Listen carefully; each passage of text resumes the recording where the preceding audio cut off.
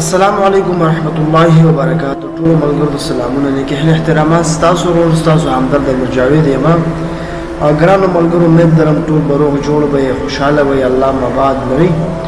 ملګرو یو ملګری ته په واتساپ باندې یو ویډیو راولېږله چې په دې سیټ کې تاسو ته ښکاري دا یو ماشوم د شپې تقریبا 11 بجې 20 منټه او 11 بجې دي او د ګاډي والا ورته چې کوم د لیټونه ان کړي دا ماشوم روانه ده نو ډېر زیات زبردست انسان دی الله دې ولې جزای خیر ورکړي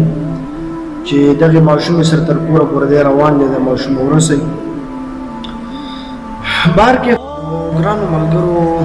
زه هم سره پکې یو څو خبرې شریکې کړم ملګرو سره تاسو ته پته زموږ په پښتنو معاشره کې تاسو وکتل څومره زیاتې ماشومان چې کوم د هغې سره بدفعلي وشي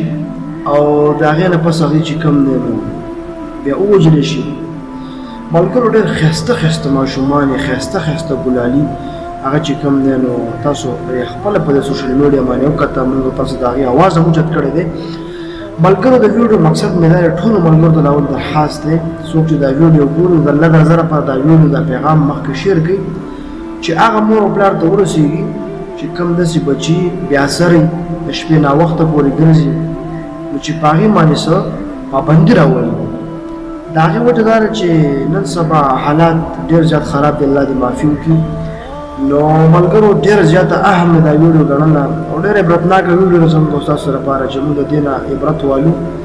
ځکه چې په 11 بجې خو چا خبره غټ خلک چې کوم دی بار نشي ګرځېدی ځکه چې نیمه شپه وي او دا هغه ماشومه ده نو ملګرو دا ویډیو ډېر زیاته شیر کړئ چې هغه والدینو ته ورسي کم بچي چې کوم دی بار ناوخته پورې ګرځي بې فضوله ګرځي د هغې مور او پلار له پکار دي چې دغه بچی چې کوم دی منع کړي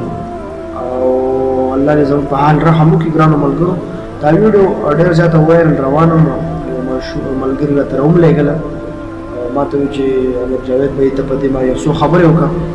نو الله دې هغه له اجر ورکړي او موږ دې الله په دې څو خبرو اجر راکړي او تاسو دې الله کامیاب کړي الله خوشحاله او آباد لري ډېره زیاته مننه ملګرو او چې په هر ځای کې الله ښاد او آباد او خوشحاله ساتي الله